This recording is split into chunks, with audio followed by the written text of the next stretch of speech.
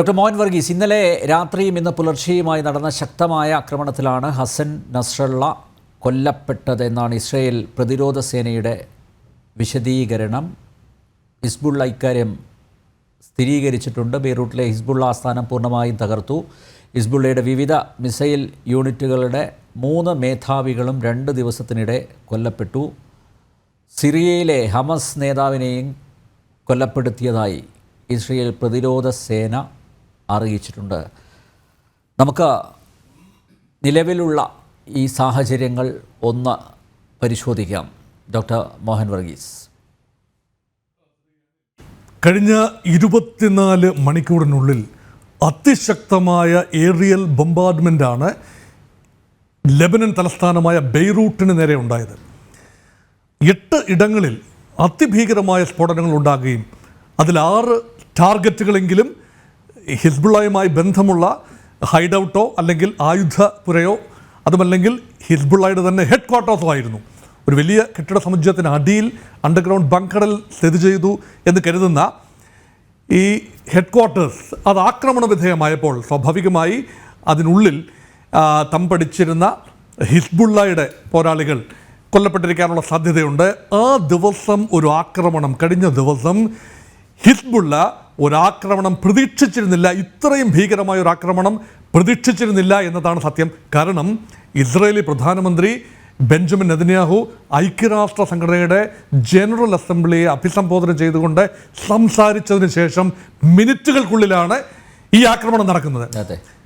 അദ്ദേഹത്തിൻ്റെ video footage നോക്കിയാൽ ഈ ഐക്യരാഷ്ട്ര സംഘടനയിലെ പ്രസംഗം കഴിഞ്ഞ് ഇറങ്ങി വന്ന ഉടനെ തന്നെ അദ്ദേഹം ചില രേഖകൾ സൈൻ ചെയ്യുന്ന ചിത്രം വൈറലാവുകയുണ്ടായി. ഒരുപക്ഷെ ആ അൾട്ടിമേറ്റ് പുഷിനുള്ള കമാൻഡ് കൊടുക്കുക ആയിരുന്നിരിക്കാം ചെയ്തത്. അതുകൊണ്ട് ഒരു ക്യാച്ചിങ് ഓഫ് ഗാർഡ് എന്ന് പറയും.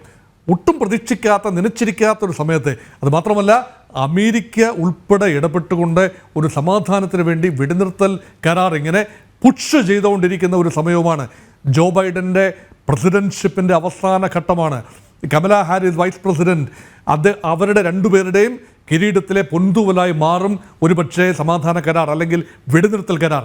ആ വെടിനിർത്തൽ കരാർ ഒരു കാരണവശാലും സാധ്യമാവില്ല എന്ന ഉറച്ച ഒരു പ്രഖ്യാപനമാണ് ബെഞ്ചമിൻ നെതന്യാഹുവിൻ്റെ ഭാഗത്തു നിന്നുണ്ടായത്. കാരണം ഇസ്രയേലിൻ്റെ പ്രഖ്യാപിത ലക്ഷ്യങ്ങൾ നിറവേറ്റുന്നത് വരെ ആക്രമണം തുടരുമെന്ന് അസന്നിഗ്ധമായി പ്രസ്താവിക്കുന്ന നെതന്യാഹുവിനെ കണ്ടു.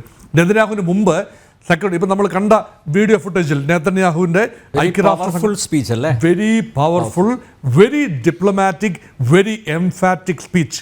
അപ്പോൾ ഈ ഒരു സ്പീച്ചിൻ്റെ ഒരു പ്രത്യേകത, നമ്മൾ ആ ചിത്രം ഇപ്പോഴും പ്രേക്ഷകരുടെ മനസ്സിൽ വളരെ ക്ലിയറായി ഉള്ളതുകൊണ്ട് പറയുകയാണ്.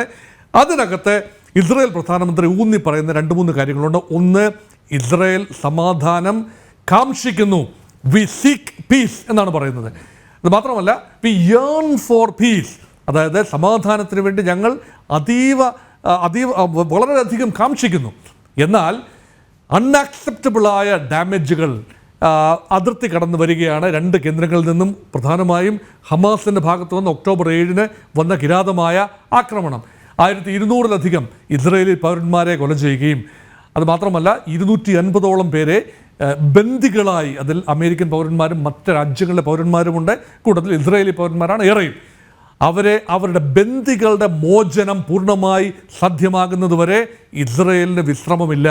IDF ആക്രമിച്ചുകൊണ്ടേയിരിക്കും എന്ന ഇതാണ്. അത് മാത്രമല്ല, അതിന് മുമ്പ് സംസാരിച്ച ബെഞ്ചമിൻ നെതന്യാഹു സംസാരിക്കുന്നതിന് തൊട്ട് മുൻപ് സംസാരിച്ച ഇറാൻ പ്രസിഡന്റ് പെഹഷ്കിയാൻ, അതുപോലെ മറ്റ് രാജ്യങ്ങൾ, ലെബനൻ്റെ പ്രധാനമന്ത്രി, അതുപോലെ മറ്റ് അറബ് രാജ്യങ്ങളുടെ നേതാക്കൾ എല്ലാം അതിശക്തമായി ഇസ്രയേലിനെ കുറ്റപ്പെടുത്തുന്നതിൻ്റെ ഒരു പ്രത്യാക്രമണമെന്ന രൂപത്തിൽ, നിങ്ങൾക്കാർക്കും സമാധാനം ഉണ്ടാക്കാത്ത രീതിയിൽ ഞങ്ങൾ തിരിച്ചടിക്കാൻ മടിക്കില്ല, ഏതറ്റവും വരെ പോകാൻ ഞങ്ങൾ മടിക്കില്ല എന്ന് ഇറാൻ ഉൾപ്പെടെയുള്ള രാജ്യങ്ങൾക്ക് താക്കീത് നൽകുന്ന നെതന്യാഹുവിനെയും കണ്ടു. കാരണം കുറച്ച് ശക്തമെങ്കിലും മാന്യമായ ഭാഷയിൽ താക്കീത് നൽകുന്ന നെതന്യാഹുവിനെ കണ്ടു. അപ്പോൾ ഇപ്പോഴത്തെ ഗ്രൗണ്ട് റിയാലിറ്റി എന്ന് പറയുന്നത് ലെബനൻ ചോരക്കളമായി മാറിയിരിക്കുന്നു.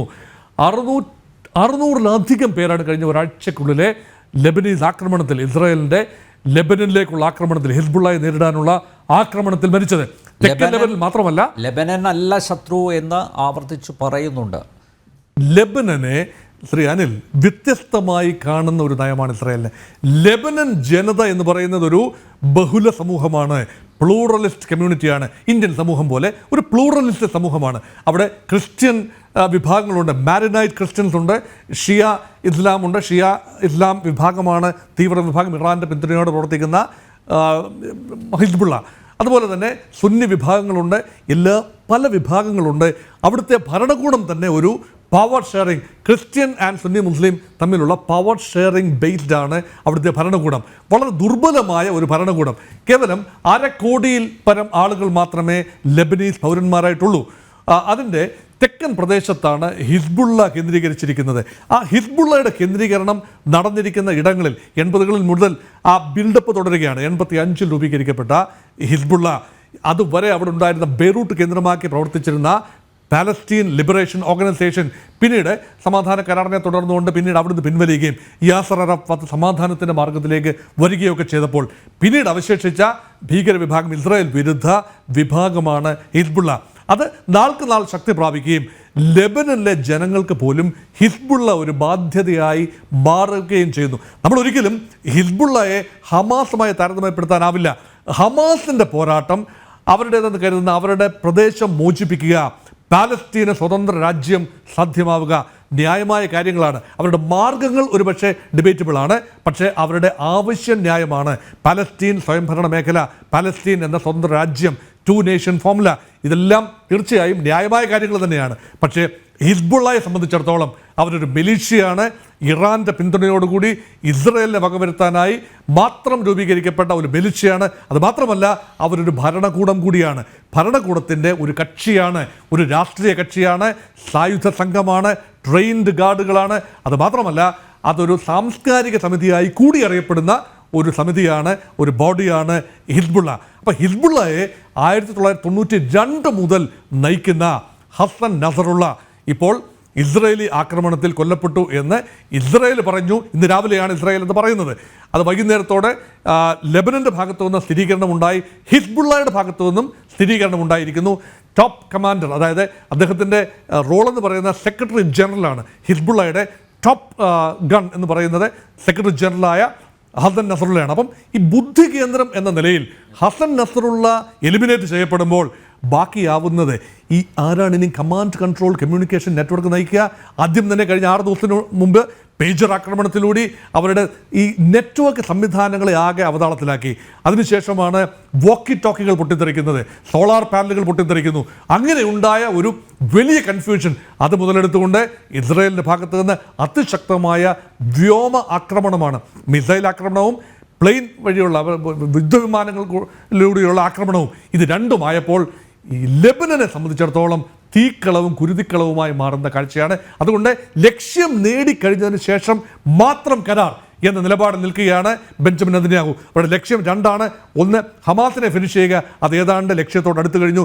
2 ഹിസ്ബുള്ളയെ സാധിക്കുമെങ്കിൽ ഫിനിഷ് ചെയ്യുക, അല്ലെങ്കിൽ അവരെ നെഗോഷിയേറ്റിംഗ് ടേബിളിലേക്ക്, ചർച്ചാ മേശയിലേക്ക് കൊണ്ടുവരിക.